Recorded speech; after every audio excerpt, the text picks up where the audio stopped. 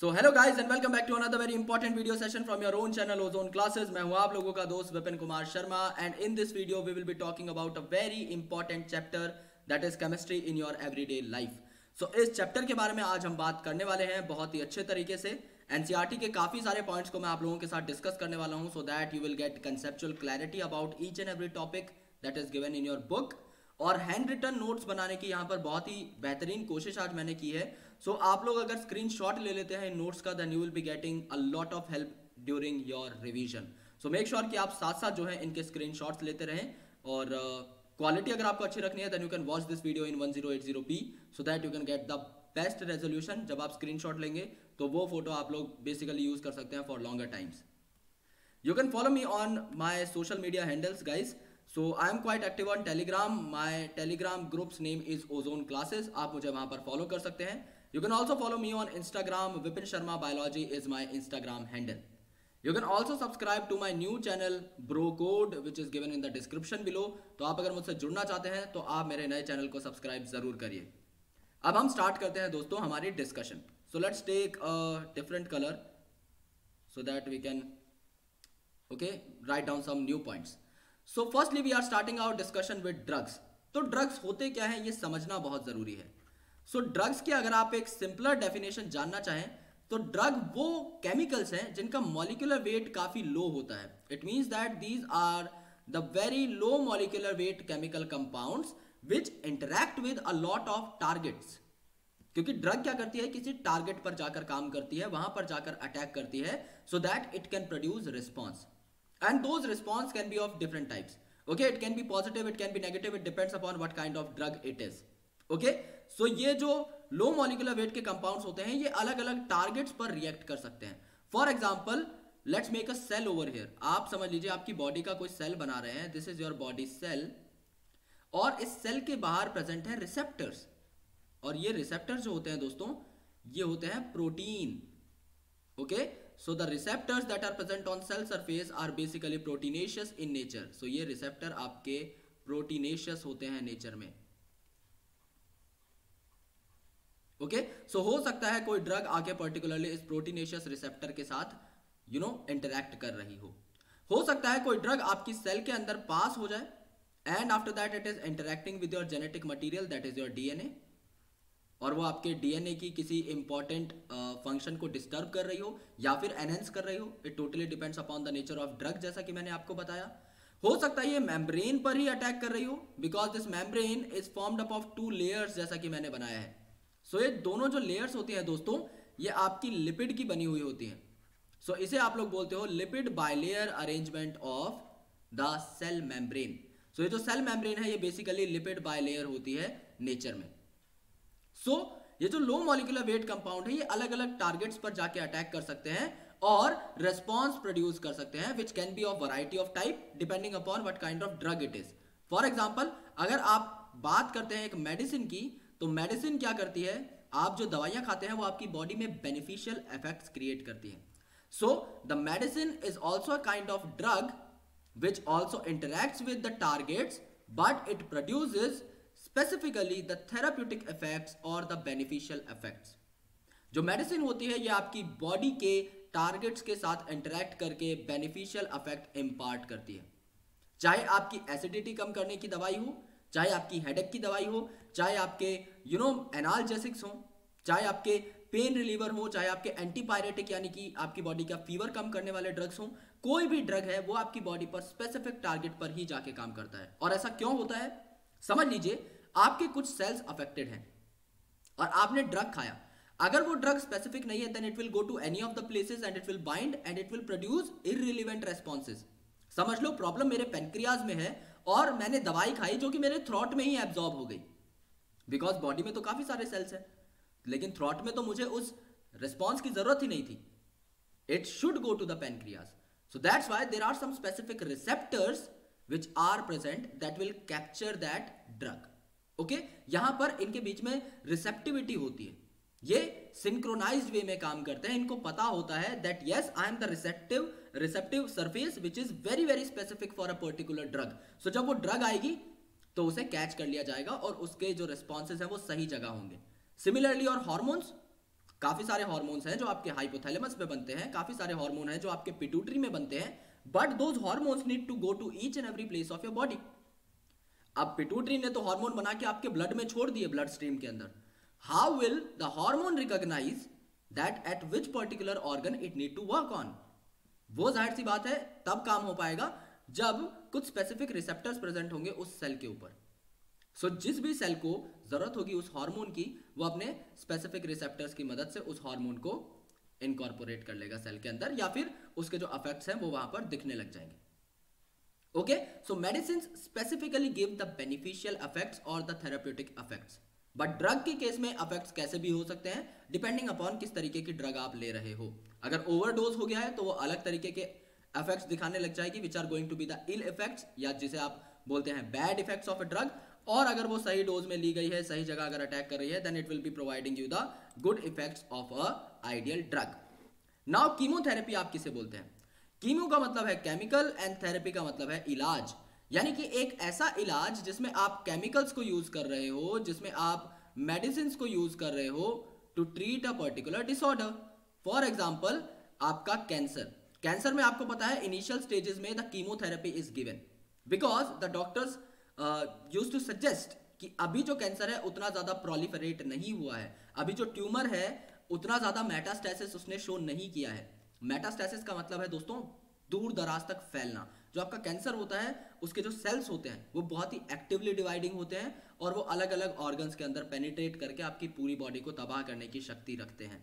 But at the very initial stages of cancer it is not that much big trouble, so that can easily be treated with the help of some inhibitory drugs।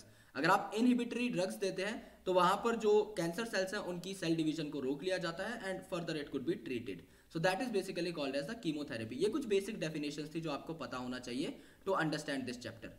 Now we are going to classify the drugs on variety of criterias. This is criteria number 1, which is the pharmacological effect. This is criteria number 2. This is criteria number 3. This is criteria number 4. इनके basis पर हम drug को divide करेंगे। सो जो सबसे important criteria है वो है आपका मॉलिक्यूलर टारगेट्स, कि ऐसे टारगेट्स के बेसिस पर आप इसे डिवाइड करें जिन पे ड्रग अटैक करती है। As I have told you in the previous slide that molecular target can be protein. Okay, हो सकता है ये प्रोटीन पर अटैक कर रही हो, और वो प्रोटीन भी अलग अलग जगह पर प्रेजेंट हो सकता है, because there are a lot of proteins which are present in the cell itself and there are a lot of proteins which are present at the surface also. So अलग अलग तरीके के प्रोटीन्स पर जो है ड्रग्स अपना काम कर सकते हैं। So the protein can be first macromolecular target for a drug जिस पे वो अटैक कर सकती है। द डीएनए और the nucleic acid can be the second molecular target on which a drug can attack. The drug can also attack on conjugates, specific conjugates, जहां पर target specifically थोड़ा कम होता है लेकिन तब भी यहां पर कर सकते हैं। कंजुगेट्स मतलब चीजों की एसोसिएशन हो रखी है यहां पर, जैसा मैंने आपको समझाया था in last video that there are glycoproteins. अब ग्लाइकोप्रोटीन्स का क्या मतलब है? ग्लाइको मतलब शुगर यानी कार्बोहाइड्रेट, एंड प्रोटीन का मतलब the polymers of amino acid. Similarly your glycolipids can also be present where the sugar molecules are attached to the lipid. So ये जो आपकी लिपिड बायलेयर होती है सेल मेम्ब्रेन में, इसके ऊपर काफी सारी शुगर्स अटैच्ड होती हैं और इसके ऊपर काफी सारे प्रोटीन्स भी अटैच होते हैं। So these can also be the molecular targets for a drug जिन पे ड्रग अटैक कर सके। And it can also be lipid simply, हो सकता है वो मेम्ब्रेन पर अटैक करके मेम्ब्रेन में कोई पोर बना दे, कोई छेद बना दे, जिससे जो आपका सेल है उसकी डेथ होनी स्टार्ट हो जाए। There can be different kind of things.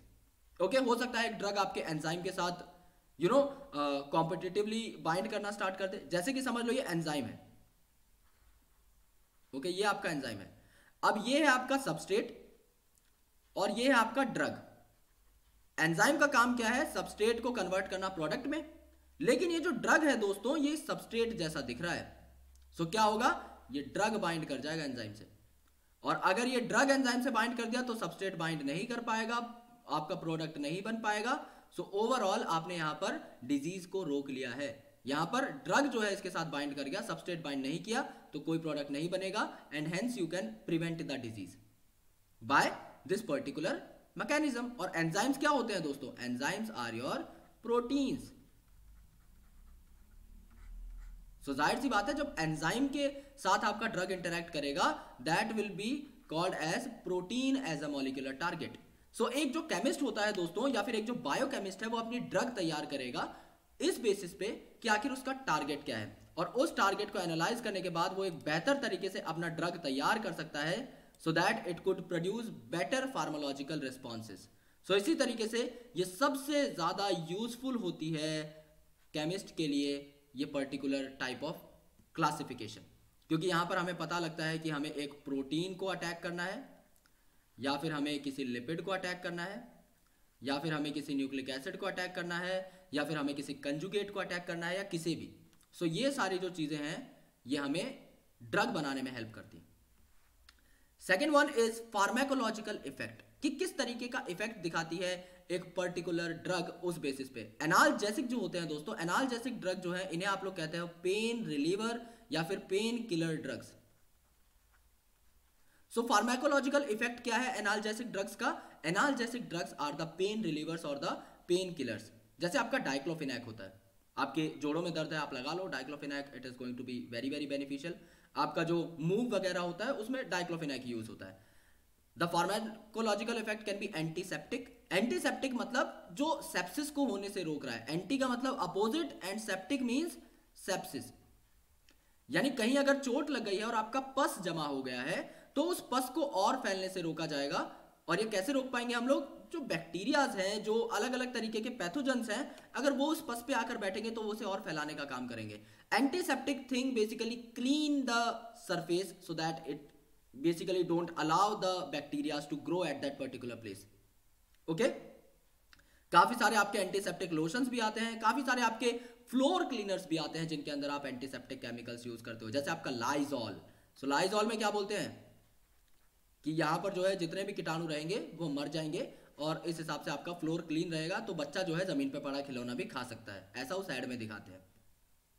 Okay, so antiseptic का काम है माइक्रोब्स को रोकना, माइक्रोब्स को किल करना या फिर माइक्रोब्स की ग्रोथ को इनिबिट करना, और एनाल्जेसिक का काम है पेन को भगाना। Now drug action. अब ड्रग एक्शन कैसे कर रहा है उस बेसिस पे उसका किस तरीके से हम लोग इलेबोरेशन करेंगे। एक्शन ऑफ ड्रग जो है एक पर्टिकुलर बायोकेमिकल रिएक्शन में कैसा है उस हिसाब से हम उसके काम को जस्टिफाई कर सकते हैं। For example anti histamines. Anti का मतलब है अपोजिट और histamines are some important chemicals which are produce in your body when you generate an immune response. आपको एक छोटा सा एग्जांपल देता हूं और आपको बड़ा मजा आएगा सुन के, शायद आपको पता हो शायद आपको ना भी पता हो। समझ लीजिए आपको किसी मधुमक्खी ने काटा तो उस जगह पर स्वेलिंग हो जाती है। Why it is swelled? It is swelled just because of the immune response जो आपकी बॉडी में जनरेट हुआ है। जब आपको किसी मधुमक्खी ने काटा तो उसने अपने डंक के माध्यम से अपना टॉक्सिन आपके अंदर भेज दिया, and that toxin is a foreign substance for us. और जब भी कोई फॉरेन सब्सटेंस हमारी बॉडी में आता है, our bodies immune cells are ready to fight that. So there will be a lot of cell, mast cell वहां पर आ जाएंगे, there will be a lot of haphazard coming and going of a lot of immune cells, और इस वजह से काफी सारे केमिकल्स वहां पर सिक्रीट होंगे। वहां पर रेडनेस आ जाती है, वहां पर स्वेलिंग हो जाती है, क्योंकि वहां पर हिस्टामिन्स रिलीज होते हैं। एंड अगर आप चाहते हो कि आपकी बॉडी का इम्यून रिस्पॉन्स जो है एक्सेजरेट ना हो जाए और आपकी बॉडी सेफ रहे, तो आप क्या कर सकते हो? एंटी हिस्टामिन्स ले सकते हो। सो जब आपको मधुमक्खी ने काटा तो काफी बार कुछ लोग होते हैं बहुत सेंसिटिव होते हैं मधुमक्खी के लिए, तो जब मधुमक्खी उन्हें काटती है तो उनकी पूरी बॉडी स्वेल होना स्टार्ट हो जाती है। उनकी बॉडी में जो है अलग अलग जगह पर थोड़ी थोड़ी स्वेलिंग सी दिखने लग जाएगी, रेडनेस दिखने लग जाएगी, उनको बहुत जोर जोर से खुजली होने लगेगी। That is just because of the production of histamine. उस टाइम पर आप लोग एंटी हिस्टामिन ड्रग्स ले सकते हो जो कि आपकी बॉडी की स्वेलिंग को रोक सके, और इस गोली को आप लोग बोलते हो एविल की गोली। आई होप जिंदगी में सबने एक ना एक बार तो ली होगी, पर शायद आपको फंक्शन नहीं पता था, जो कि आज आपको पता लग गया होगा। हम लोग बोलते हैं कि यार मधुमक्खी काट गई है, रिएक्शन हो जाए उससे पहले एविल की गोली ले लो, because that is anti histamine in nature, so that will suppress the immune response to a particular extent, and just because of that your body will become normal after some time. Okay, and the drug can be classified on the nature of their chemical structure, जैसे कि sulphonamides. So scientist का ये कहना है कि same तरीके के दिखने वाले जो ड्रग्स होते हैं जिनका structure is quite similar with each other, they produce same kind of pharmacological effects also. जो सेम तरीके के दिखते हैं वो एक जैसे फार्माकोलॉजिकल इफेक्ट्स भी दे सकते हैं, and that's why it becomes quite important to understand the structure of variety of drugs. So यहां पर सल्फोनामाइड का आप स्ट्रक्चर देखेंगे, अमाइड ग्रुप यहां पे लगा हुआ है, that is this particular group, and sulphonamide यहां पर जो है आपका सल्फर भी प्रेजेंट है। So on benzene ring the amide is present at this particular end, then sulfur and oxygens are present and after that NHR. Okay यहां पर जो एंड में आपका अमाइड ग्रुप था, NH2 ग्रुप था, वहां पे क्या हुआ, हाइड्रोजन एटम हटा and a specific R group will take that place. और ये जो R ग्रुप है ये अलग अलग तरीके के हो सकते हैं, on the basis of which अलग अलग टाइप के सल्फोनामाइड ड्रग्स आपको मिल सकते हैं। सो this is the basic parent molecule. अगर इसमें आप R की जो बेसिकली पोजीशन है उसको डिस्प्लेस करते जाएंगे, सब्स्टिट्यूट करते जाएंगे, then obviously you will get variety of drugs from this single parent compound. So drugs के बारे में थोड़ी सी इंफॉर्मेशन थी, आई होप आपको समझ में आई होगी। अब एंजाइम की बात करते हैं यार। एंजाइम्स क्या होते हैं? These are the biocatalyst. Just like you have heard of catalyst in case of chemistry, there are biological catalyst which works inside your body. So ये जो आपके बायोलॉजिकल कैटलिस्ट या एंजाइम होते हैं ये आपकी बॉडी के हर मेटाबॉलिक रिएक्शन में काम आते हैं, हर मेटाबॉलिक रिएक्शन में। No metabolic reaction can work without enzyme. Okay, so enzymes की जरूरत रहती ही रहती है। एंजाइम बेसिकली करता क्या है? एंजाइम जो है उसकी अलग अलग साइट्स होती हैं। Firstly as I have already told you that enzymes are basically proteins but they are folded proteins. Okay, protein में हमने काफी सारे स्ट्रक्चर पढ़े थे in case of biomolecules. There is primary structure. Primary structure में क्या था? आपके अमीनो एसिड जो थे वो सिंगल चेन में जुड़े हुए थे। Okay, so there is a linear arrangement of amino acid which is forming the protein, और इसे आप लोग बोल रहे थे प्राइमरी स्ट्रक्चर, जो कि कुछ नहीं था, सिर्फ लीनियर अरेंजमेंट थी अमीनो एसिड की। ये थोड़ा और कॉम्प्लेक्स हो जाता है and it used to form the secondary structure. Secondary structure में दो अलग अलग स्ट्रक्चर हमने देखे। The very first is alpha helical structure जिसमें एक हेलिक्स बनी थी, and the second one is your beta pleated sheet जिसमें अमीनो एसिड की 2 डायमेंशन की शीट यहां पर बन गई थी। और ये दोनों के दोनों जो आपके स्ट्रक्चर थे secondary structures, these are stabilised with the help of hydrogen bonds. ये भी मैं आप लोगों को बता चुका था। अब क्या होता है दोस्तों, ये जो प्राइमरी स्ट्रक्चर रहता है प्रोटीन का, ये अपने आप को फोल्ड कर लेता है and it forms a 3-dimensional organization which is called as tertiary structure of protein. So ये जो आपका प्राइमरी स्ट्रक्चर है यही अपने आप को बहुत ही अच्छे तरीके से फोल्ड करेगा और एक पर्टिकुलर स्पेस बना लेगा इस तरीके का, and this highly folded structure is called as the tertiary structure of protein, क्योंकि अब 3-dimension स्ट्रक्चर बन चुका है। और जो एंजाइम्स होते हैं वो बेसिकली आपके इसी तरीके के दिखते हैं।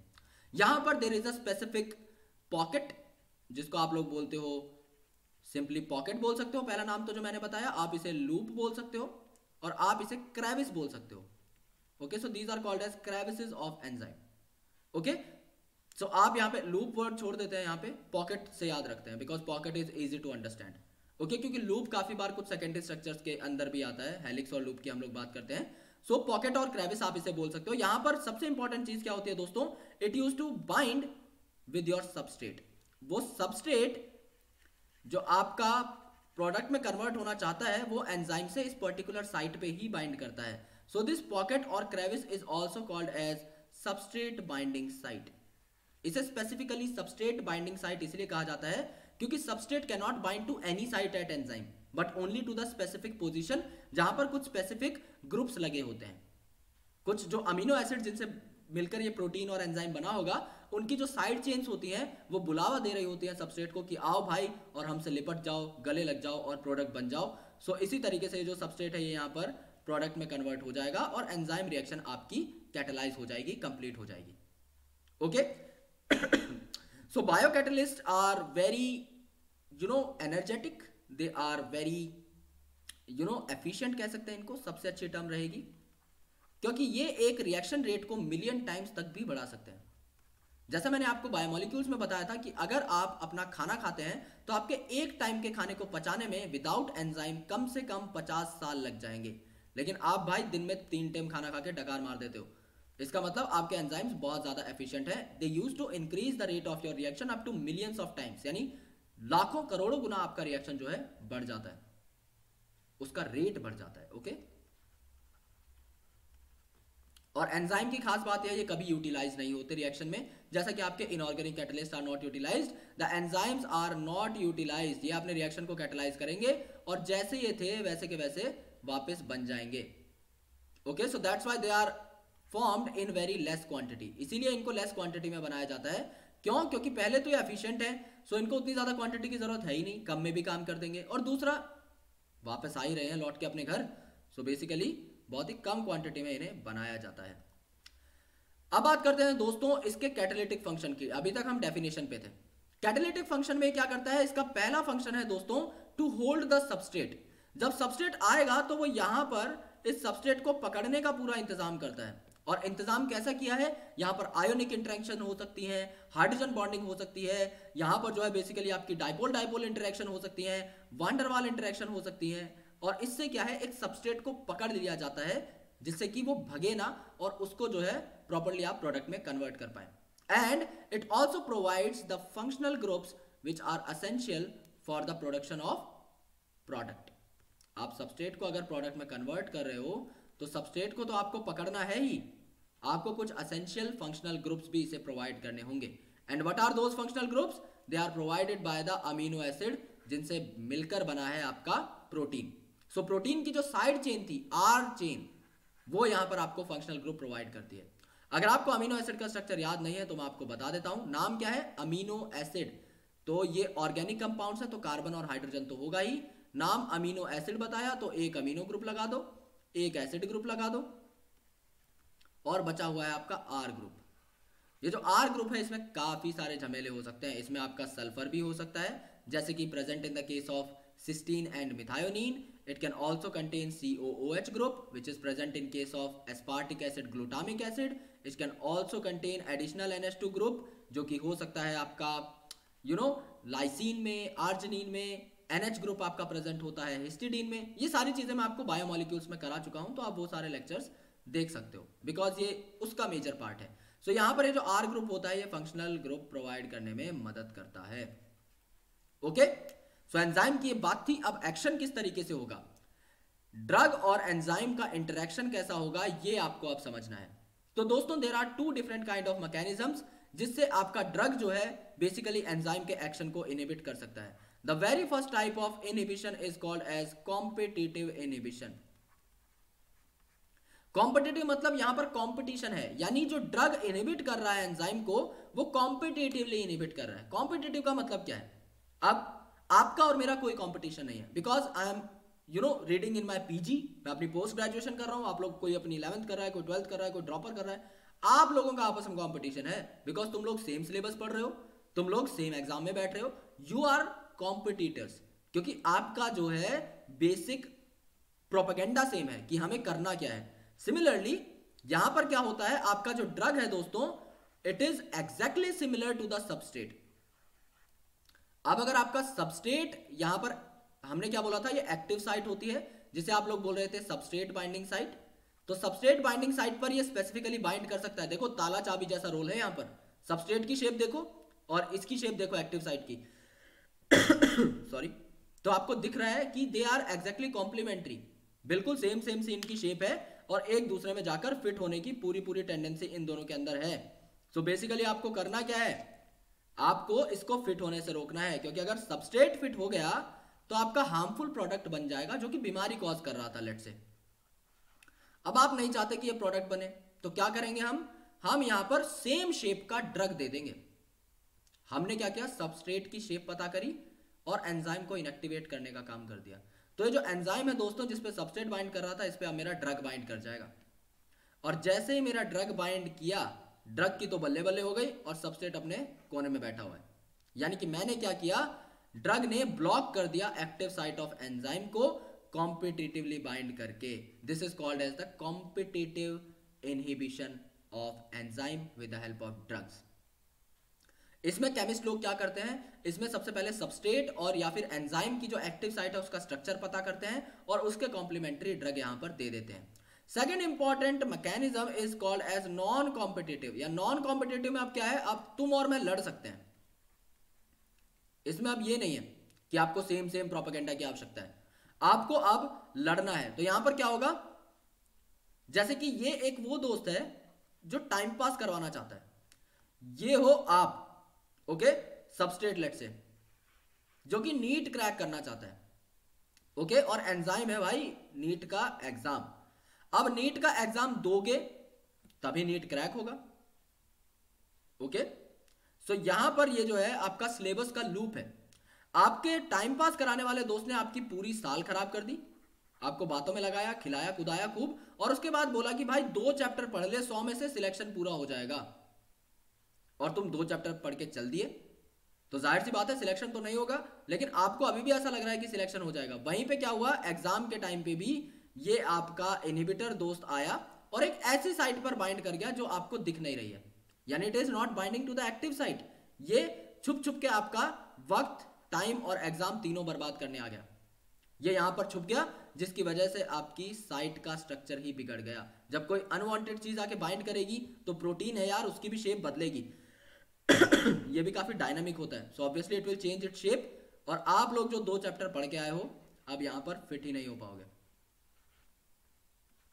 बिकॉज कॉम्प्लीमेंट्री साइट बची ही नहीं। तो सिंपल बात को समझने का यह तरीका है कि कुछ ऐसी साइट्स होती हैं अदर देन एक्टिव साइट्स, जिनको आप लोग बोलते हो allosteric sites of a particular enzyme. उन एलोस्टेरिक साइट पर आपका इनहिबिटर जाके बाइंड कर देता है, जिसकी वजह से आपका जो एक्टिव साइट का स्ट्रक्चर है वो चेंज हो जाता है, और एक्टिव साइट का अगर स्ट्रक्चर चेंज हो गया तो आपका बेसिकली क्या हुआ, सबस्ट्रेट वहां पर बाइंड नहीं कर पाएगा, तो आपका रिएक्शन ऑटोमेटिकली रुक गया। यहां पर सबसे अच्छी चीज यह है कि डायरेक्ट कॉम्पिटिशन नहीं है, आप एलोस्टेरिक साइट के बेसिस पर भी ड्रग को डिजाइन कर सकते हो। So this is called as the non competitive inhibitor drug. So 2 अलग अलग मेथड्स हैं, कॉम्पिटिटिव एंड नॉन कॉम्पिटिटिव। अब यहां पर काफी सारी चीजें आती हैं दोस्तों, आपका टेम्पररी बाइंडिंग यहां पर हो सकती है और परमानेंट बाइंडिंग भी हो सकती है, यानी जो इनहिबिशन है वो आपका टेम्पररी भी हो सकता है। For example in case of competitive inhibition में जब आपने ड्रग की कंसंट्रेशन हाई रखी तो प्रोबेबिलिटी क्या कहती है, प्रोबेबिलिटी ये कहती है जिसकी कंसंट्रेशन हाई वो बाइंड करेगा, क्योंकि दोनों के पास अपॉर्चुनिटी है बाइंड करने की। समझ लो सबस्ट्रेट्स हैं आपके 5 और ड्रग है आपके 5000, कौन बाइंड करेगा सेम साइट पे, ऑब्वियसली ड्रग बाइंड करेंगे, ओके। समझ लो एक पिज्जा है, पिज्जा का टुकड़ा तुम्हें भी खाना है और तुम्हारे सामने 10 मुस्टंडे खड़े हैं उनको भी खाना है, अब तुम खा के दिखा दो उनके सामने, फिर तुम्हें पता लग जाएगा कौन बाइंड करेगा। सो जो ज्यादा नंबर में है वो बाइंड करेगा, because equal opportunities are there, so number पे सब खेल डिपेंड करता है। बट अब आपने ड्रग कर दी 5 और सबस्ट्रेट कर दिए 5000, तो क्या होगा, रिवर्सिबल हो जाएगा सिस्टम, अपनी जो सबस्ट्रेट है वो बाइंड करने लग जाएंगे और खेल अच्छे से चलता रहेगा।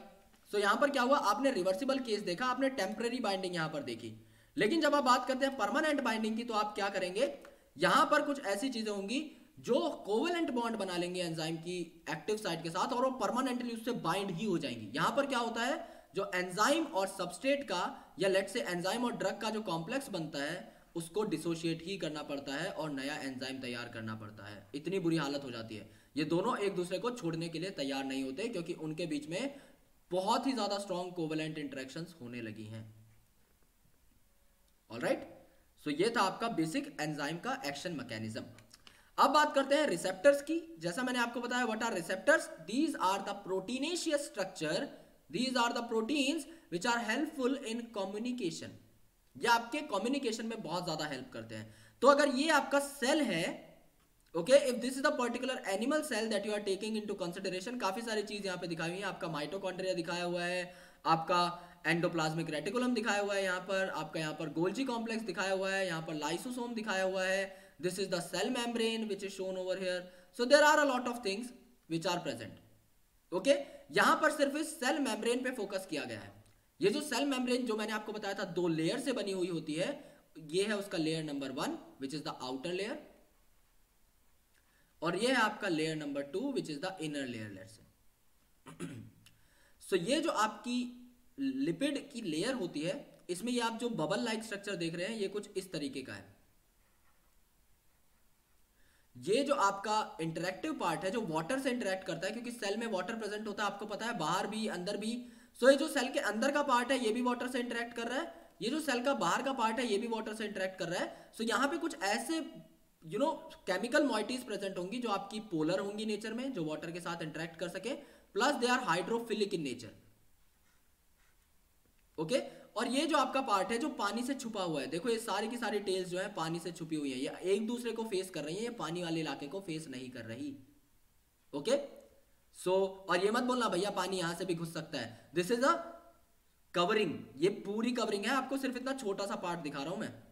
ओके, सो यहां पर ये जो हाइड्रोफोबिक पार्ट है या फिर आपका जो नॉन पोलर पार्ट है वो अंदर की साइड प्रेजेंट होगा, छुपा हुआ।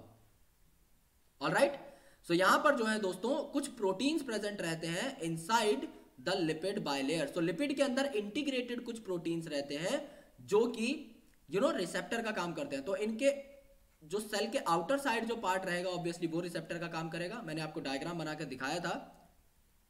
ओके, ये वाला जो पार्ट है, this part is working as a receptor, लेकिन पूरा का पूरा प्रोटीन जो है आपका मेम्ब्रेन के अंदर एम्बेडेड भी है।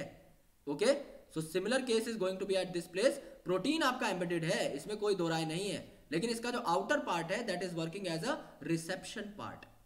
ओके, किसी कॉलेज स्कूल में जाते हो, रिसेप्शन मिलता है ना सबसे बाहर, हाँ जी सर क्या चाहिए, एडमिशन लेना है या सिर्फ ब्रोशर लेने आए हो या एसी की ठंडी हवा खाने आए हो, वो यहाँ पे बैठा है। So it is going to interact with the drug, ये ड्रग के दिए हुए सिग्नल्स सेल के अंदर लेकर जाएगा।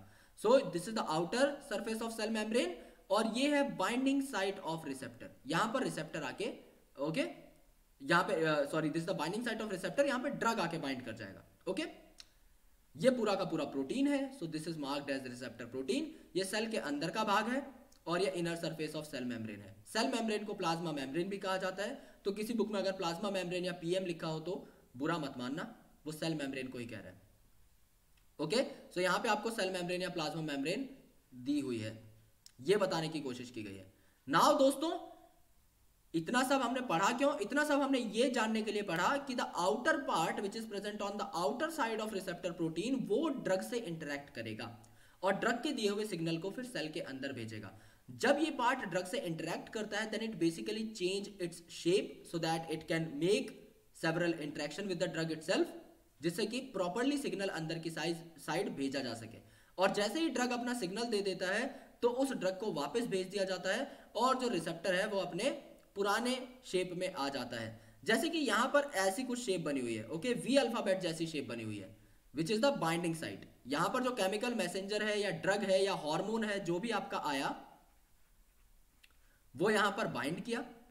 जैसे ही बाइंड किया शेप में थोड़ी सी चेंज आ गई, क्योंकि ये चाहता है कि बाइंडिंग बनी रहे जब तक सिग्नल अंदर ना चला जाए। तो जो सिग्नल और मैसेज है ये सेल के अंदर भेज दिया गया। दोस्तों ये बात हमेशा याद रखना कि मेम्ब्रेन के अंदर जो है कुछ इंपॉर्टेंट कंपाउंड्स प्रेजेंट रहते हैं, such as cyclic AMP, cyclic GMP, आपके जी प्रोटीन कपल रिसेप्टर, जो कि आपको अभी नहीं पढ़ने, नाम सुन लो, सुनने में बहुत अच्छा लगेगा। वो जो है सिग्नल को आगे लेके जाते हैं।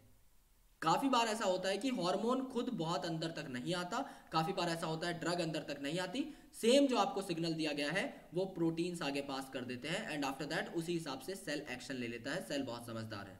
ओके, सो सिमिलरली यहां पर जो बाइंडिंग साइट है, यहां पर आपके हार्मोन ने समझ लो अपना एक्शन दे दिया, तो मैसेज जो है अंदर ट्रांसमिट हो गया। एम्पलीफाई होने के बाद यहाँ पे एम्पलीफिकेशन ऑफ सिग्नल भी होती है, जिससे आपके पास जो सिग्नल आया है that is made more intense, उसकी वैल्यू को बढ़ा दिया जाता है जिससे कि वो बहुत अच्छे तरीके से काम कर सके। नाउ शेप रिगेन कर ली गई है और ड्रग टाटा बाय बाय करके चला गया है।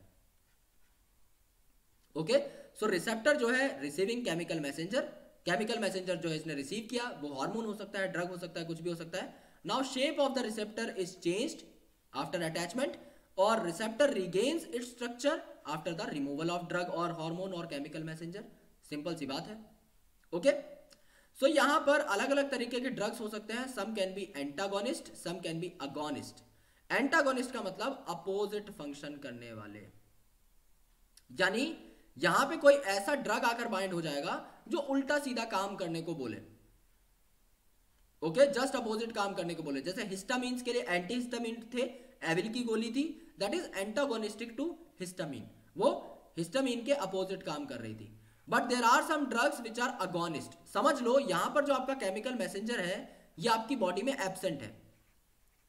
आपने कोई ऐसा ड्रग दिया, आपने कोई ऐसा केमिकल दिया विच मिमिक्स दिस कंपोनेंट, जो इस कंपोनेंट की मिमिक्री करता है। अगर आपने ऐसा कंपोनेंट दिया तो जाहिर सी बात है आप सिग्नल भी जनरेट कर पाएंगे। सो यहां पर आप अगोनिस्ट बोलेंगे इसे, कि इसकी एब्सेंस में, इस केमिकल मैसेंजर के एब्सेंस में भी काम चलाने के लिए हमारे पास कुछ मिमिक्ड केमिकल्स हैं जिनको आप लोग अगोनिस्ट बोलते हैं।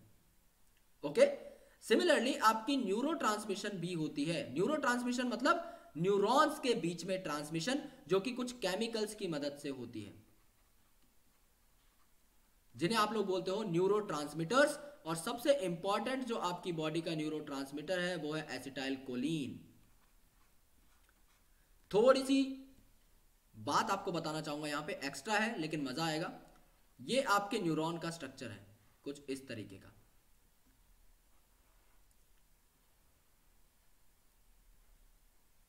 ओके, इस तरीके का आपका स्ट्रक्चर है। सो यहां पर ये जो आपका मेन सेल है इसे आप लोग बोलते हो सोमा, या फिर इसे आप लोग बोलते हो बॉडी, या फिर इसे आप बोलते हो साइटोन। साइटोन इसका सबसे इंपॉर्टेंट नाम है। सोमा और बॉडी का मतलब एक ही रहता है, दीज आर पर्यायवाची वर्ड्स। ओके, तो यहां पर क्या हुआ, इसके अंदर जो है न्यूक्लियस भी प्रेजेंट रहता है। न्यूरॉन क्या करता है दोस्तों, इन डेंड्राइट्स की हेल्प से सिग्नल जो है इसको रिसीव करते हैं, इंपल्स को रिसीव करते हैं। सो दीज आर डेंड्राइट्स, जो यहाँ पर ब्रिसल लाइक स्ट्रक्चर्स है, इनको आप डेंड्राइट कहते हो, जो कि सिग्नल को रिसीव करेंगे, उसके बाद ये यहां पर भेज देंगे ओके इन एक्सॉन, और यहां पर ये आपकी नर्व एंडिंग के पास तक उस सिग्नल को पहुंचा देंगे। सो यहां से यहां तक जो सिग्नल आया, starting from the very beginning, समझ लो यहां पे किसी ने स्टिमुलस दिया, यहां से जो आपका सिग्नल पकड़ा इस न्यूरॉन ने और एंड तक जो पहुंचाया, ये दोस्तों आपका इलेक्ट्रिकल इंपल्सेस की फॉर्म में जाता है, या आपका इलेक्ट्रिसिटी के फॉर्म में जाता है, आप ये कह सकते हैं, लेकिन आप इसे इलेक्ट्रिकल इंपल्स बोलिए। इलेक्ट्रिकल इंपल्स मतलब चार्ज जनरेशन और चार्ज जो है प्रोडक्शन यहां पे होता है। जो आयंस रहते हैं सोडियम पोटेशियम, वो रीशफल हो जाते हैं, जिसकी वजह से मेम्ब्रेन काफी बार पोलराइज हो जाती है, काफी बार डीपोलराइज हो जाती है, दोबारा रीपोलराइज हो जाती है, जो आपको नहीं समझना है। मेन बात यहां पे है केमिकल साइनेप्स की। सो ये जो इलेक्ट्रिकल इंपल्स है, ये स्टार्टिंग से लेके एंड तक तो पहुंचा देता है सिग्नल, लेकिन एक न्यूरॉन दूसरे न्यूरॉन से एग्जैक्टली अटैच नहीं होता, ये फिजिकल कॉन्टैक्ट में नहीं होते। सो दूसरा न्यूरॉन समझ लीजिए यहां कहीं प्रेजेंट है,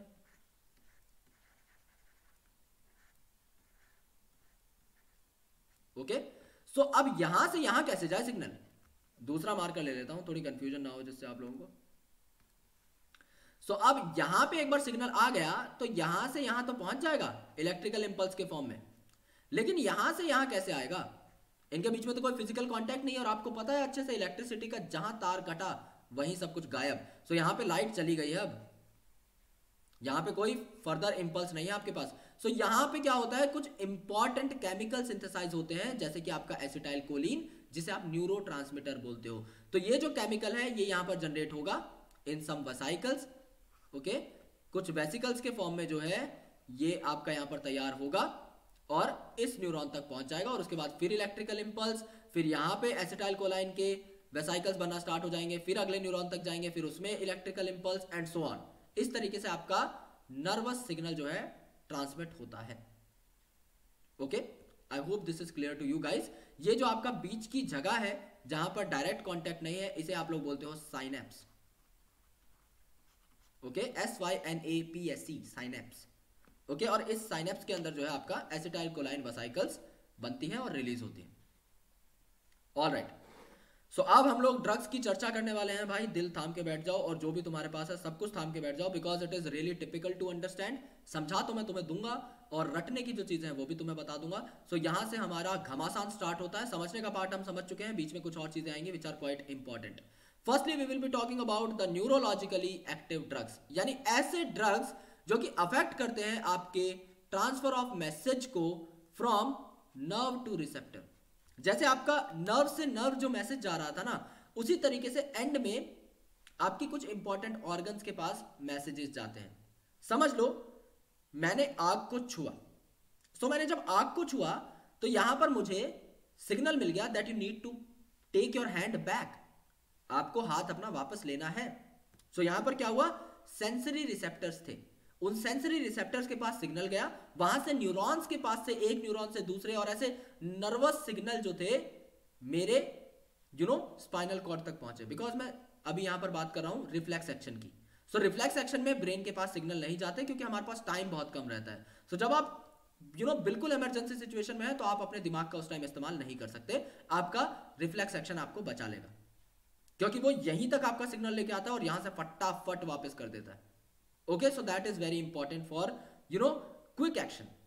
लेकिन समझ लो मुझे इस स्टाइलस को उठाना है, मुझे इस पेन को उठाना है, तो पहले मैंने सोचा कि मुझे पेन को उठाना है, तो मेरे जो सेंसरी सिग्नल्स थे वो मेरे दिमाग के पास गए, दिमाग ने चीज को प्रोसेस किया और दिमाग ने मुझे बोला कि भाई उठा ले, लेकिन उठेगा ऐसे नहीं। वहीं से सिग्नल होता हुआ, दिमाग से सिग्नल नर्व से होता हुआ मेरे हाथ के पास आएगा और मेरे हाथ के पास आके बोलेगा कि पेन उठा ले ठाकुर, यानी कि मेरे मोटर एरियाज जो है उनके पास सिग्नल आएगा, मेरी मसल्स के पास सिग्नल आएगा। So the signal will be given to the muscle of hand and I will pick this pen up.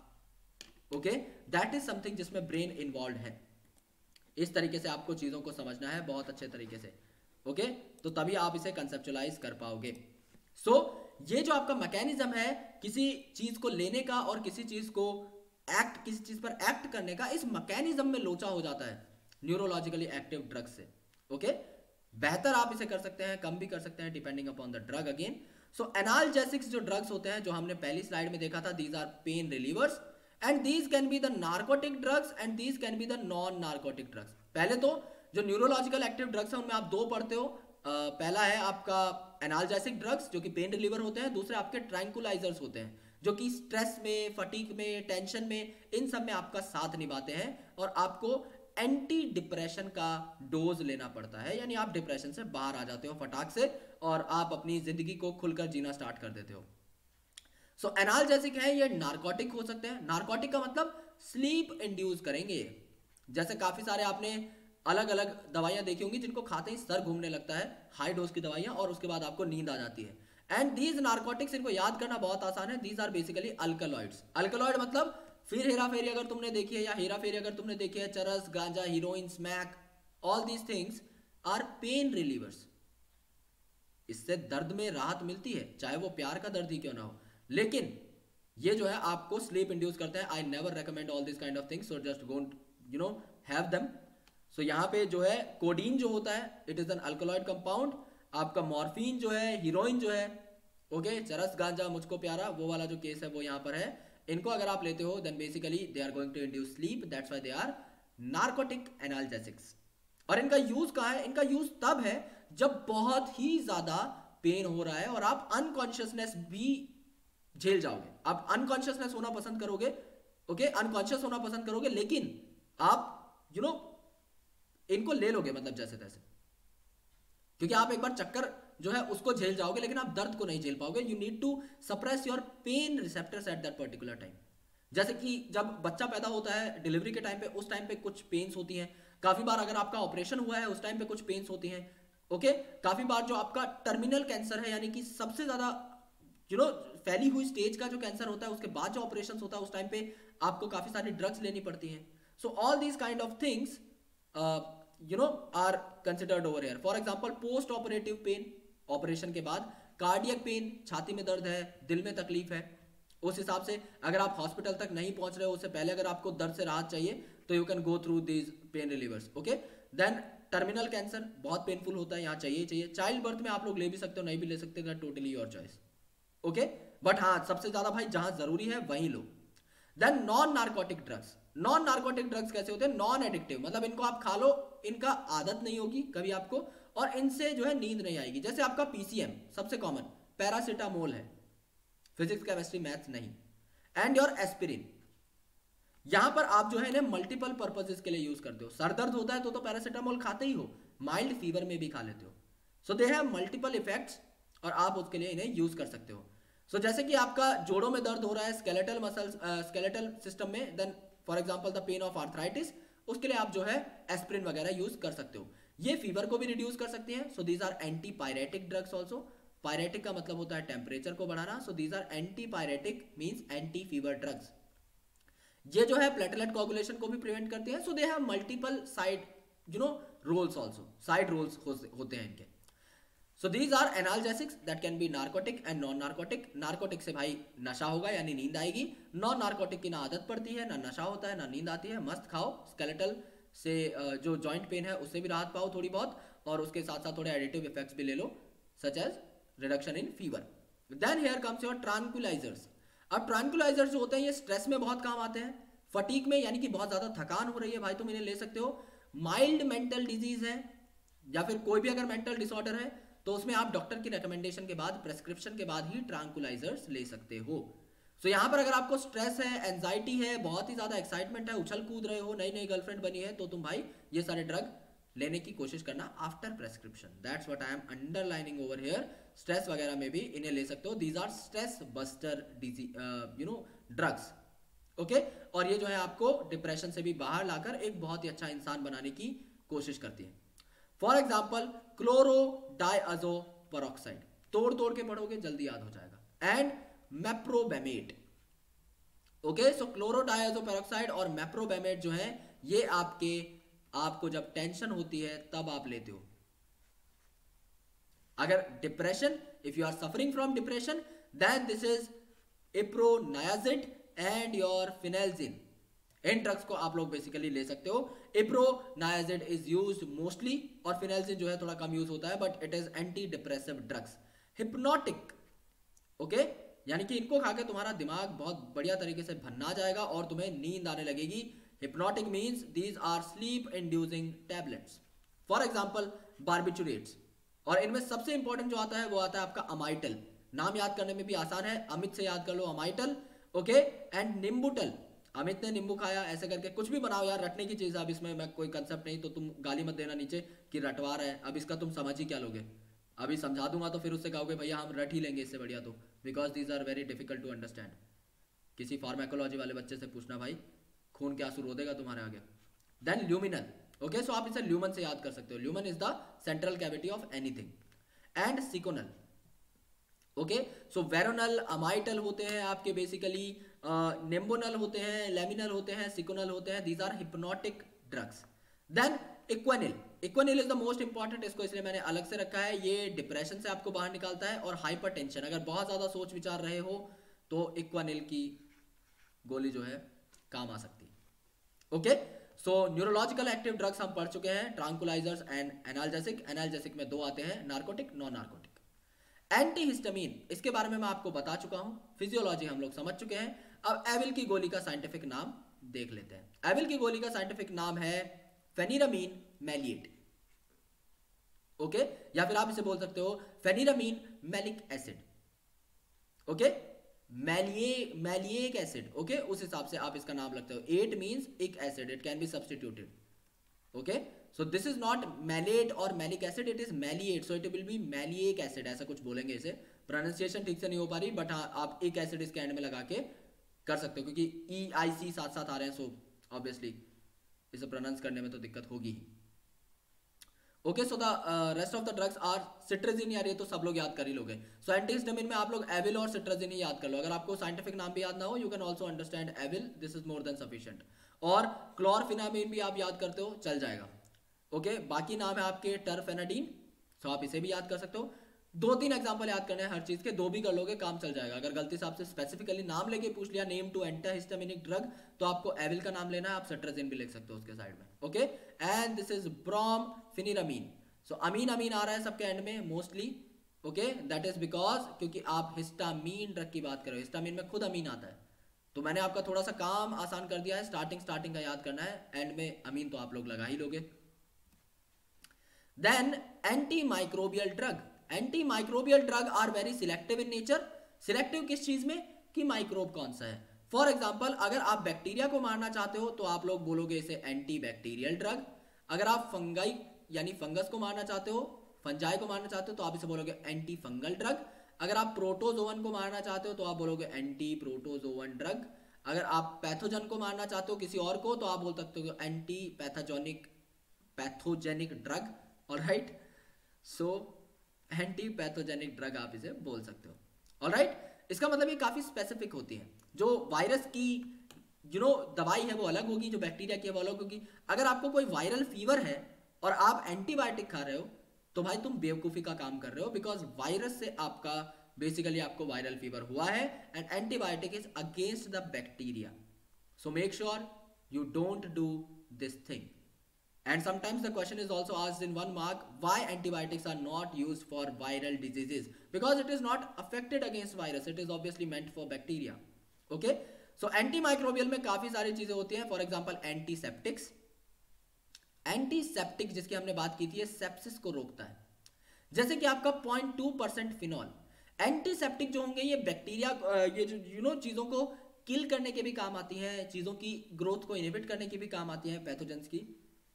For example 0.2% phenol, ये जो रहती है एंटीसेप्टिक, लेकिन ये स्किन के लिए बिल्कुल भी हार्मफुल नहीं रहती. So you can use it for live tissue.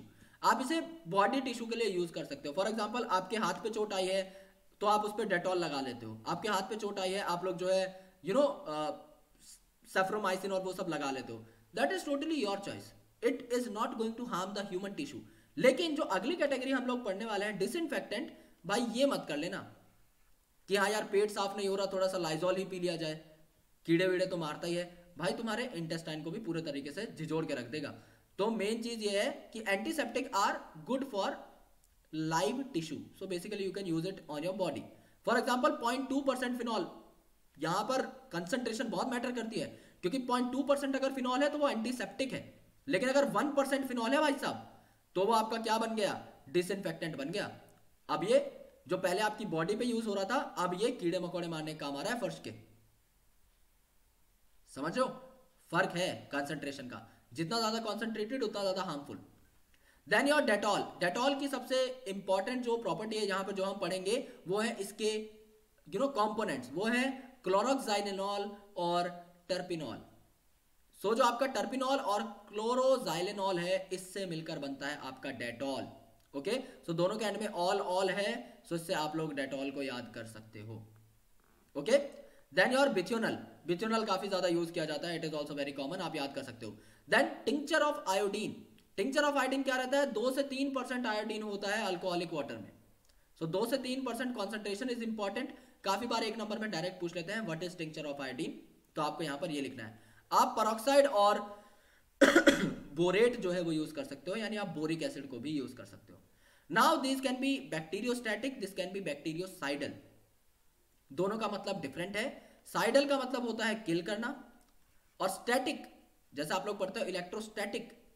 Okay, जो चीज रुकी हुई है, तो इसमें क्या होता है, इसका मतलब होता है बेसिकली रोकना, यानी कि स्टॉप करना. So it stop the growth of bacteria or microbe. So it stops the growth, it means that it inhibits the growth, and in sidal condition directly मौत ठाए. ओके, सो इस तरीके से अलग अलग इफेक्ट हो सकते हैं. तो कहीं लिखा हुआ है अगर बैक्टीरियोस्टैटिक मतलब बैक्टीरिया की ग्रोथ को सप्रेस किया जा रहा है, कहीं लिखा हुआ है बैक्टीरियोसाइडल मतलब बैक्टीरिया गया. Disinfectants are harmful to living tissues. इसे लिविंग टिश्यू पर अप्लाई नहीं करते, जैसे कि आपका लाइजॉल वगैरह है, हार्पिक वगैरह है, वो आपके अलग अलग जर्म्स को मारने के काम आता है, जो कि जमीन पर टॉयलेट में ही प्रेजेंट होते हैं. जैसे कि 1% फिनॉल, 0.2 से 1% हुई फिनॉल की कंसंट्रेशन, आपका काम तमाम हो जाएगा सारे के सारे जर्म्स का. 0.2 से 0.4 ppm यानी पार्ट्स पर मिलियन सोल्यूशन ऑफ क्लोरीन, यानी 0.2 से 0.4 ppm अगर क्लोरीन आप लोग यूज कर रहे हो ऑब्वियसली वाटर में, then you will get disinfectant properties. And low concentration of SO2. So SO2 की मिनिमल कॉन्सेंट्रेशन में आप उसे यूज करते हो तो आप जो है बेसिकली डिसइंफेक्टेंट के तौर पे काम में ले सकते हो. Then antibiotic. ओके, एंटी का मतलब है अपोजिट और बायो का मतलब है लाइफ, यानी ये ऐसे पर्टिकुलर केमिकल्स हैं जो बैक्टीरिया की लाइफ के एंटी है. ओके, सो हमारी लाइफ के ये प्रो हैं. हमारी लाइफ में तो ये भाई वरदान बन के आए हैं कि हमें बैक्टीरिया से बचा लेंगे, लेकिन बैक्टीरिया के लिए जो है उनकी घंटी बज जाएगी. So what are these things, these are wholly और partially formed by chemical synthesis. यानी कि ये या तो कंप्लीटली केमिकली सिंथेसाइज किए जाएंगे या फिर partial of their part is chemically synthesized, जो कि आपके बैक्टीरिया के मेटाबॉलिज्म के बीच में जाके उंगली करेगा. उसका कोई रिएक्शन है, उसको जाके इनहिबिट कर दिया, उसके डीएनए के साथ जाके अटैच हो गए, उसकी मेम्ब्रेन में जाके छेद कर दिया.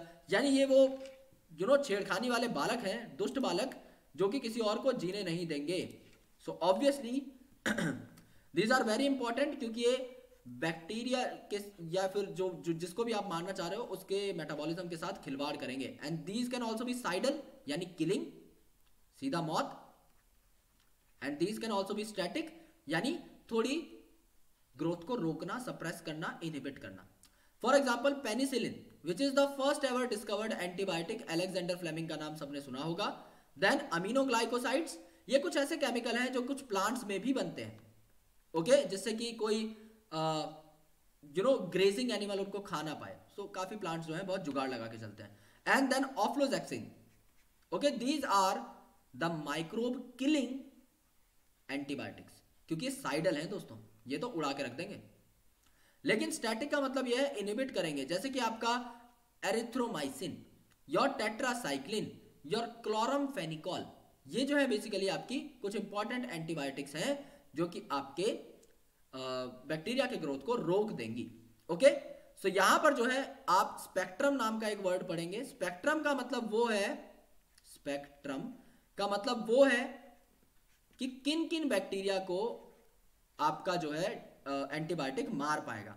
सो spectrum is the range, okay, spectrum का मतलब है वो रेंज जिसमें बैक्टीरिया जो है घातक साबित होगा, जिसमें ड्रग जो है या एंटीबायोटिक जो है घातक साबित होगा बैक्टीरिया के लिए। These can be broad ranged and these can be short ranged. So broad ranged में अगर आप देखेंगे तो आपको मिलेगा ampicillin, tetracycline, okay, amoxicillin, chloramphenicol, ofloxacin. ये जो है ये ब्रॉड स्पेक्ट्रम के बैक्टीरिया को मारते हैं, यानी ग्राम पॉजिटिव बैक्टीरिया पर भी अफेक्ट करती हैं, ग्राम नेगेटिव बैक्टीरिया पर भी इफेक्ट करती है, काफी सारे बैक्टीरिया को ये किल कर सकती हैं। And penicillin G, this is narrow spectrum antibiotic. Narrow spectrum मतलब कुछ ही चुनिंदा बैक्टीरिया के ऊपर ये अटैक कर पाता है। So there is a difference between broad spectrum and narrow spectrum antibiotics. Alright, I hope this is clear. This is about the antimicrobial things. All right. Now anti-fertility drug, Preganeuse का नाम सबने सुना होगा, that is for the detection of pregnancy. उसके अलावा कुछ drugs आती हैं जो कि प्रेगनेंसी डिटेक्ट होने पर उसे रोक भी सकती हैं, ओके, जैसे कि आपने सुना होगा अनवांटेड 42, ओके, जैसे आप कुछ और भी ड्रग्स होते हैं, I hope you know about them very well, आप सबने जो है कमर्शियल्स देखे ही होंगे। So these are basically mifepristone, this is most commonly used, okay. So mifepristone है, नॉरथिंड्रोन है, ये जो है आपकी नोवेस्ट्रॉल है, ये बेसिकली यूज की जाती है आपके प्रेगनेंसी को रोकने के लिए। So these are anti fertility drug, और you can call them anti pregnancy drug, थोड़ा सा गलत दिया हुआ है, ओके। सो मीफेप्रिस्टोन एंड नोवेस्ट्रॉल, दो नाम आप याद कर लीजिए, मोर देन सफिशिएंट है।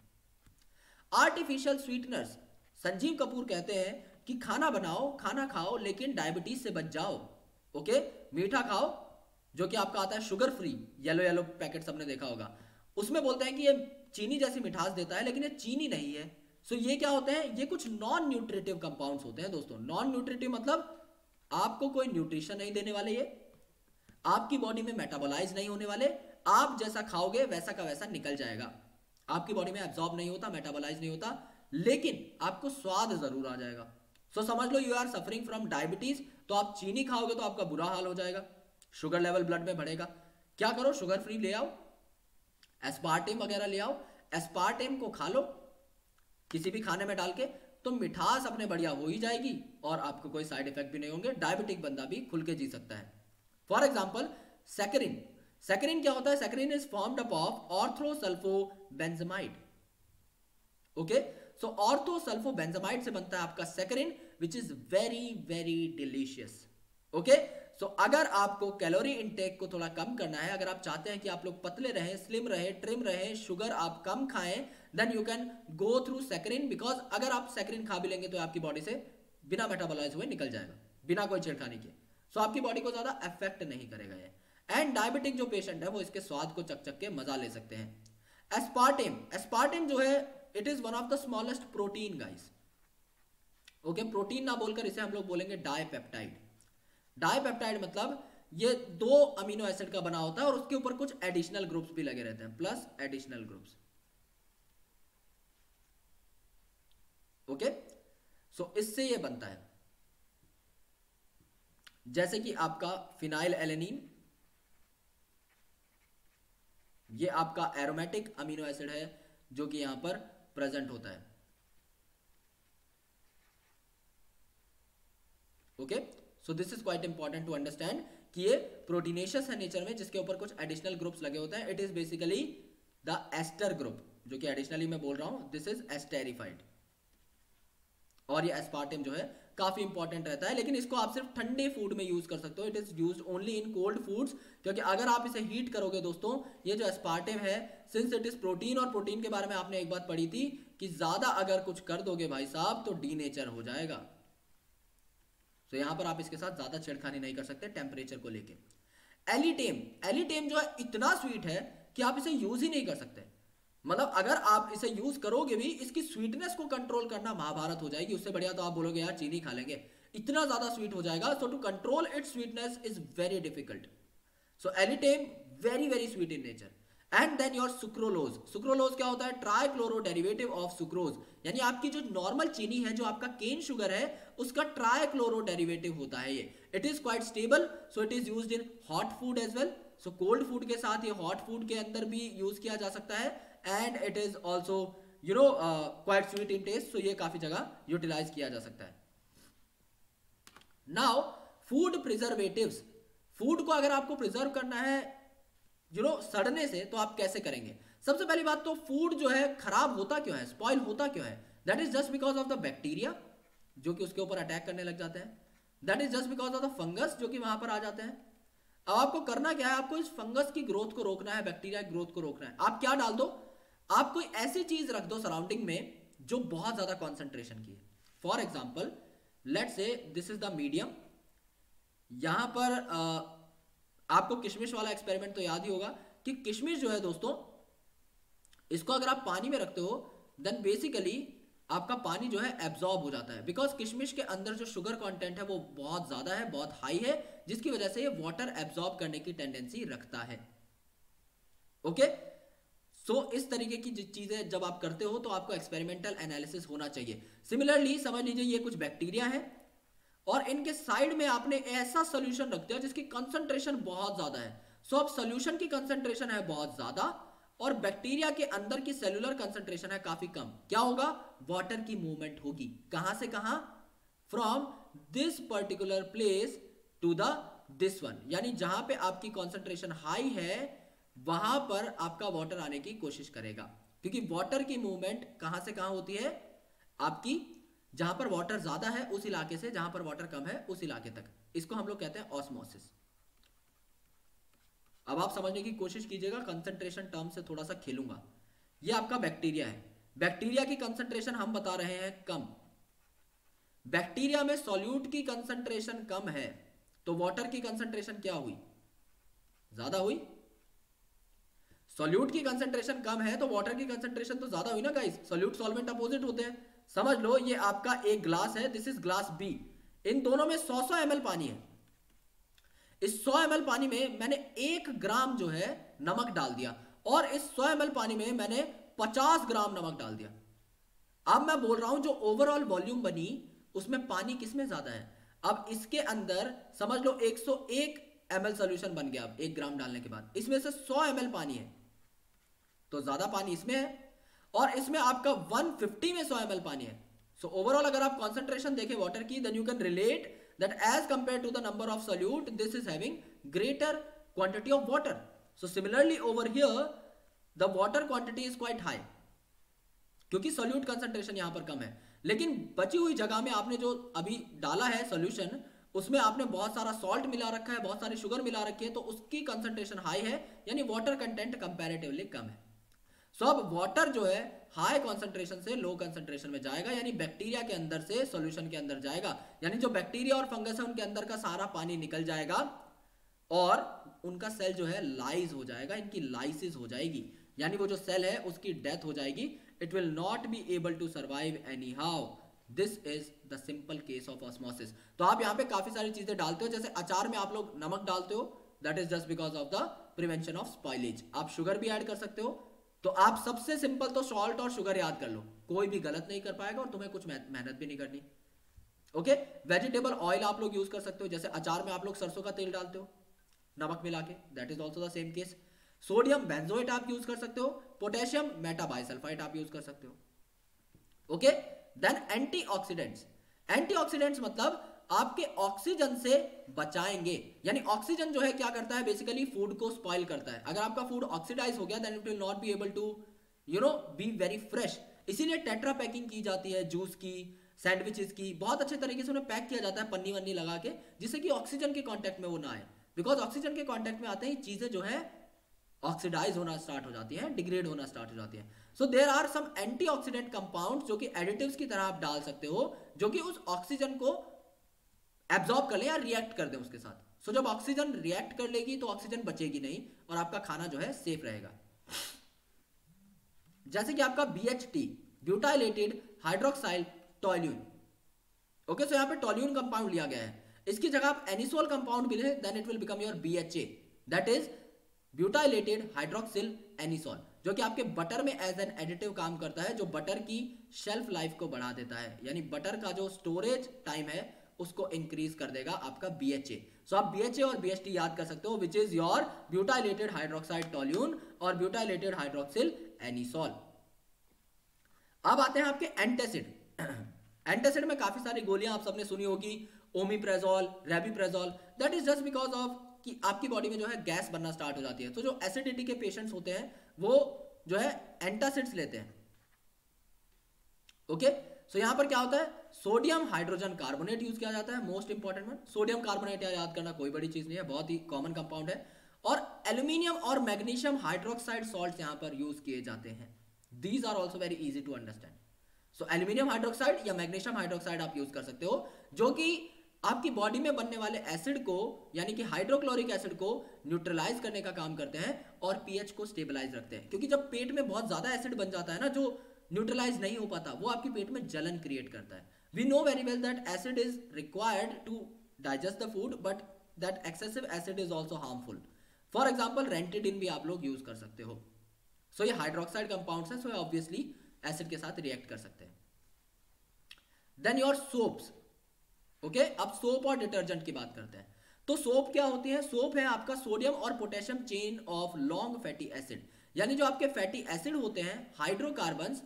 फैटी एसिड का क्या मतलब है, यहां पे हाइड्रोकार्बन चेन होगी formed up of carbon and hydrogen, और इसके एंड में एसिडिक ग्रुप लगा होगा, इसीलिए इसे बोलते हैं फैटी एसिड। एसिडिक ग्रुप आ गया ना। अब इसको आप लोग जो है एसिडिक ग्रुप पे सोडियम और पोटेशियम जब अटैच करवा देते हो और सॉल्ट बना देते हो, because COO is going to be negative and sodium and potassium are going to be positive. So अब एक नेगेटिव पॉजिटिव का सॉल्ट बन चुका है, इस कॉम्बिनेशन को आप लोग बोलते हो soap. So sodium and potassium salt of long fatty acid is called as soap. So ये क्या होता है, बेसिकली कैसे बनता है, अगर आप सोडियम सोप बनाना चाहते हो तो आप फैट जो है उसको ट्रीट करा दो एक्वस NaOH से। सो ये जो Na है यहां से आके इस फैटी एसिड के साथ अटैक हो जाएगा। यहां पे ये क्या है, basically this is your fat. Fat बनता किससे है, फैटी एसिड और ग्लिसरॉल से, फैटी एसिड प्लस ग्लिसरॉल। सो आपने यहां पे क्या देखा, आपने यहां पे ग्लिसरॉल देखा, CH2OH, CHOH, CH2OH, ये तो है आपका ग्लिसरॉल, जिससे H जो है रिमूव हो चुका है। और ये है आपका 17 कार्बन का हाइड्रोकार्बन, यानी ये जो चेन मैंने आपको यहां पे दिखाई है ये 17 कार्बन लॉन्ग है in this particular case that we are taking, which is the stearic acid, और इसके साथ एक कार्बोक्सिलिक ग्रुप अटैच हुआ है, यानी ओवरऑल जो फैटी एसिड की लेंथ है वो है आपकी 18 कार्बन। इस 18 कार्बन के फैटी एसिड को आप लोग बोलते हो स्टीयरेट और stearic acid. Okay, similarly 16 carbon का जो रहता है उसे आप लोग बोलते हो palmitic acid and so on, there are a lot of names. 20 carbon को आप लोग बोलते हो अराकिडोनिक एसिड, अराकिटिक एसिड, काफी सारी चीजें हैं जो कि बायोमोलिक्यूल्स में पढ़ी जानी चाहिए, बायोलॉजी केस में, केमिस्ट्री में है भी नहीं। ओके, तो यहां पर जो COCO ग्रुप है वो यहां पर आ चुका है, बिकॉज इस जगह से OH गायब हो चुके हैं आपके सारे, और ये चीज जो है इस तरीके से अटैच हो चुकी है कि COOH ग्रुप जो था यहां मर्ज कर चुका है हाइड्रोक्सिल ग्रुप के साथ, और आपका सैचुरेटेड कार्बन चेन जो थी वो यहां पर प्रेजेंट है। ओके, सो ओवरऑल H निकला आपके ग्लिसरॉल के OH से, और OH जो है आपका निकला COOH से फैटी एसिड के। सो आपका वाटर जो है रिलीज हो गया। One water molecule is released at this particular and, this and and this and, यानी 3 वाटर मॉलिक्यूल्स आपके रिलीज हो गए जब फैटी एसिड और ग्लिसरॉल कंबाइन हुए. सो this is the fat which is formed by glycerol and stearic acid. अब आपको तीनों पोजीशन पर सोडियम अटैच कराना है तो आप इसको सोडियम हाइड्रोक्साइड से ट्रीट करा दोगे, aqueous sodium hydroxide. This reaction is called as saponification. Sap का मतलब होता है सोप बनाना, स्पेलिंग में साफ साफ दिख रहा है SAP. सो सैपोनिफिकेशन रिएक्शन मतलब फॉर्मेशन ऑफ सोप. जब आप NaOH से इसे रिएक्ट कराओगे तो फैटी एसिड चेन्स अलग हो जाएंगी यहां से टूटकर, ओके यहां से, सॉरी, ओके, और बेसिकली यहां पे जो आपका OH ग्रुप है वो यहां पर अटैक करके बना लेगा आपका ग्लिसरॉल. सो CH2 यहां से आया, OH अटैक कर गया, CH2OH again, CH2OH again, and यहां पे जो आपका Na था, this sodium, this is attached to this stearic acid. Stearic acid में 17 कार्बन थे और एक आपका कार्बोक्सिलिक एसिड ग्रुप था. इनके ऊपर यानी इस 18 कार्बन की चेन के ऊपर अटैक हो चुका है आपका सोडियम तीनों के तीनों फैटी एसिड पे.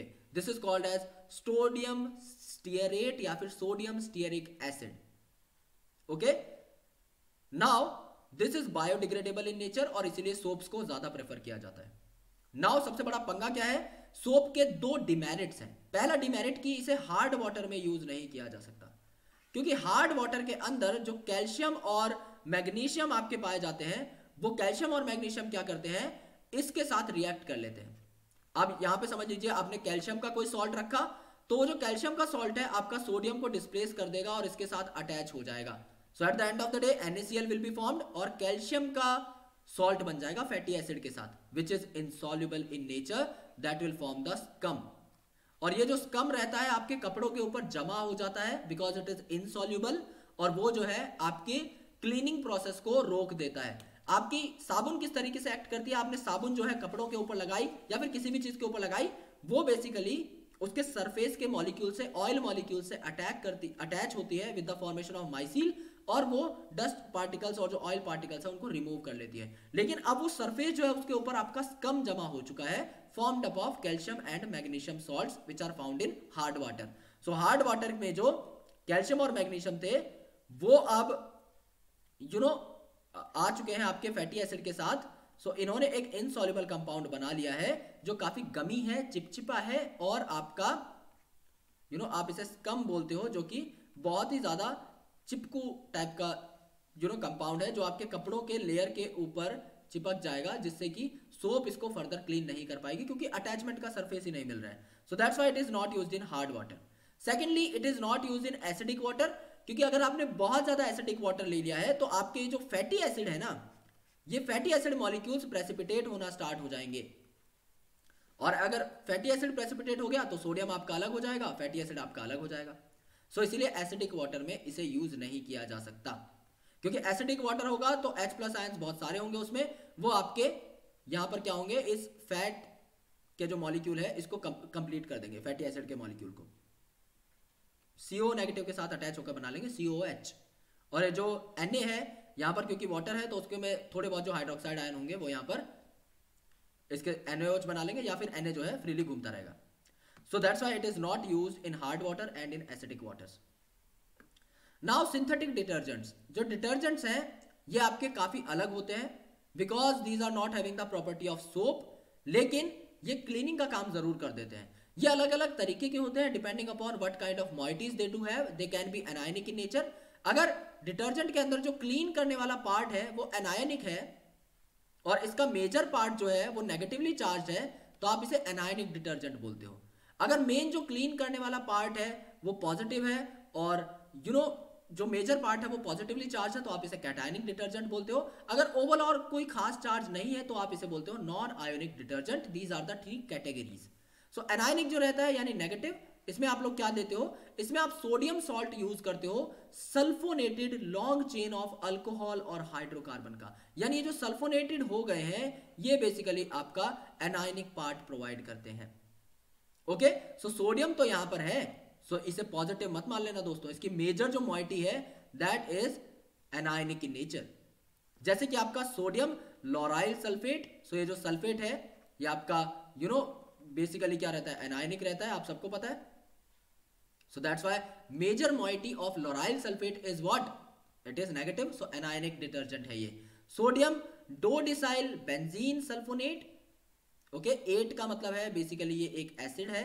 सो यहाँ पे जो है आपका बेसिकली सल्फर के साथ साथ आपके कुछ एसिडिक कंपोनेंट्स भी जुड़े हुए हैं जो कि इसे ओवरऑल नेगेटिव चार्ज इंपार्ट करते हैं, जैसे कि आपका कार्बोक्सिलिक एसिड में ये वाला ग्रुप होता है, इसी तरीके से। सो दोस्तों यहाँ पे डोडिसाइल मतलब 12 कार्बन का ग्रुप लगा हुआ है कार्बन का। So they are also long chain, 12 14 16 long chain में कंसिडर होते हैं। इसमें सोडियम तो होगा ही, लेकिन इसके साथ जो मेजर कंपाउंड होंगे वो एनायनिक होंगे, and these are the most used detergents out of these 3। Cationic, anionic और नॉन आयनिक में से एनायनिक आपके मेजरली यूज होते हैं for the cleaning purpose. Okay, now जो कैटायनिक होते हैं ये क्वाटरनरी अमोनियम सॉल्ट्स के बने होते हैं, जिसमें आपकी एसिटेट मॉइटी होती है, क्लोराइड मॉइटी होती है या फिर ब्रोमाइड मॉइटी होती है। एसिटेट, अब आप सोचोगे acetate is again negatively charge, but quaternary ammonium salt are the major fraction. Quaternary ammonium salt क्या होता है, समझ लो आपका नाइट्रोजन है। ये नाइट्रोजन क्या करता है, एक बॉन्ड बनाता है, समझ लो किसी बहुत ही बड़े मॉलिक्यूल के साथ, मिथाइल के साथ बना दिया, समझ लो समझने के लिए। यहां पर एक और मिथाइल के साथ बना लिया, एक और मिथाइल के साथ बना लिया। Now this is saturated. Okay, nitrogen क्या है, जितनी औकात उतनी बॉन्ड बना तो लिए, लेकिन ये जब एक एक्स्ट्रा बॉन्ड बना लेता है ना आर ग्रुप के साथ, किसी आर ग्रुप के साथ, it use to impart positive charge on it. This is quaternary ammonium salt. ये आप अमीन चैप्टर में पढ़ोगे। ओके, अमीन चैप्टर में भी कोई डाउट हो तो मुझे बता देना यार, मेरा अच्छा है ये चैप्टर। और ऑर्गेनिक केमिस्ट्री और फिजिकल मेरी बहुत फाड़ू है। इनऑर्गेनिक सिंस रटने की है तो कोई उसमें दिक्कत है नहीं, जितना समझने की बात थी उतनी समझ में आ जाती थी, बची हुई मतलब एग्जामिनेशन क्वालिफाई करने के लिए जितना चाहिए उतना हो जाता था टाइम पे। But I really enjoyed the organic since I am a biochemist, I really love organic.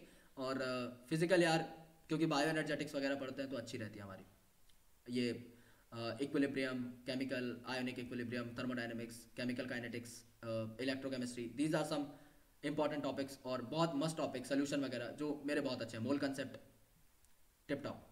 Alright, so यहाँ पे क्या है, cetyl trimethyl ammonium bromide. So यहाँ पे ब्रोमाइड मॉइटी है, एसिटेट है, which are negative, but overall they do have positive charge because of the quaternary ammonium salts which are present. So ये hair conditioner में यूज होते हैं but rarely. Y?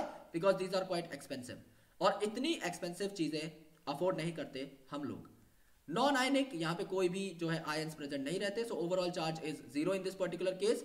यहाँ पे हाई मॉलिक्यूलर वेट जो alcohols होती हैं, जो लार्ज अल्कोहल्स रहती हैं, जैसे कि पैग पॉलीइथाइलिन ग्लाइकॉल, उसको एस्टेरिफाई किया जाता है फैट्स के साथ। सो यहाँ पे स्टीयरेट यूज किया गया है, यानी कि आपका stearic acid which is a fatty acid, और इसके साथ आपने डाला है peg that is polyethylene glycol. Glycol and में ऑल आया ना भाई, अल्कोहल है ये। सो लंबी अल्कोहल है, ज्यादा मॉलिक्यूलर वेट की, और एस्टेरिफाई कर दिया है इसको फैट के साथ। ये आपके डिश वॉशेस में यूज होती है, बर्तन वर्तन धोने के लिए। Okay, and the most important fact about them is that they are branched, और ब्रांच्ड का सबसे बड़ा पंगा ये है, आपके जो बैक्टीरिया रहते हैं वो इन ब्रांच्ड चेन चीजों को अटैक नहीं कर पाते ठीक से, सो इनको डिग्रेड करने में जो है दिक्कत होती है। सो branched detergents are not degraded easily with the help of bacteria, and that's why these are non biodegradable detergents. तो ये आपके वातावरण को बहुत दूषित करते हैं, वातावरण को हार्म पहुंचाते हैं, तो इन्हें प्रेफरेबली यूज नहीं किया जाता। ऑलराइट, ओके, सो ये क्लीनिंग मैकेनिज्म है, ये बेसिकली यहाँ पे मैंने वैसे ही डाल दिया था। अब अगर आप स्टीयरेट आयन देखें जो कि हमने यहाँ पर यूज किया था, स्टीयरिक एसिड, सो स्टीयरिक एसिड में this is the hydrocarbon chain जो कि आपकी नॉन पोलर होती है। अब हाइड्रोकार्बन है, कार्बन हाइड्रोजन के अलावा उसमें है ही कुछ नहीं, और कार्बन और हाइड्रोजन की जो इलेक्ट्रोनेगेटिविटी रहती है कंपैरेटिवली इक्वल रहती है। कार्बन की थोड़ी ज्यादा है, बट इतनी ज्यादा नहीं कि हाइड्रोजन से सारे इलेक्ट्रॉन ही खींच ले। So they are obviously non polar in nature, but end में जो आपका COOH ग्रुप प्रेजेंट है ये आपका नेगेटिवली चार्ज रहता है, CO नेगेटिव के फॉर्म में। So this is polar, so that's why it is water loving. So जब आप ऑयल ड्रॉपलेट की बात करते हो, सो यहाँ पे इस तरीके से जो पानी के साथ अटैच्ड पार्ट है वो आपका रहता है हाइड्रोफिलिक पार्ट, और ये जो आपके हाइड्रोकार्बन चेन्स है ये आपके हाइड्रोफोबिक पार्ट रहते हैं, ये आपके चिपक जाते हैं किसी भी मॉलिक्यूल के साथ, and after that they get it off in the form of a micelle. Alright guys, so I hope this chapter is quite clear to you guys. Chemistry में अपना योगदान यहीं पे समाप्त होता है। कोई अच्छी चीज अगर आपको सीखनी हो तो मुझे बता दीजिएगा। पॉलीमर पे मैं एक वीडियो जरूर लेके आऊंगा जहां पे मैं आपको एक चार्ट देने वाला हूं, और उस चार्ट को अगर आप चार्ट के चले जाओ एग्जामिनेशन में तो बहुत ही बढ़िया होगा आप लोगों के लिए। अगर यार मेहनत की कदर करते हो और if you really like this video then put a very big and very fat thumbs up. अपने सारे दोस्तों को इस चैनल के बारे में ज़रूर बताना दोस्तों। और make sure if you are a NEET aspirant you can subscribe to this channel because this channel is going to be with you guys life long. I promise to you. Because अगर आप NEET के बाद अगर आप MBBS में जाते हैं then I am going to teach you biochemistry, I am going to teach you immunology, I am going to teach you microbiology. And अगर आप बीएससी करते हो, एमएससी करते हो, रिसर्च में जाते हो देन ऑब्वियसली तो मैं आपकी पूरी हेल्प करूंगा जब तक आपकी पढ़ाई चलेगी तब तक। So this channel is not for this NEET purpose only, आगे भी दोस्ती यारी और पढ़ाई चलती रहे इसलिए ये चैनल बनाया गया था एक बहुत ही अच्छे मोटो के साथ। Just after finishing the NEET syllabus we are going to do a lot of amazing stuff, plus we are going to do the advance biology lectures. जितना भी हमें आता है सारा भाई यहाँ पे पेल दिया जाएगा। Thank you so much guys for loving this video. अगर आपको पसंद आई हो भाई तो ज़रूर बताना कमेंट सेक्शन में, और कोई सजेशन हो then it is obviously welcome. Subscribe कर दो यार, हर जगह पहुंच जाओ, टेलीग्राम इंस्टाग्राम पे घंटी वंटी दबा दो चप्पल उतार के। Lots of love, bye.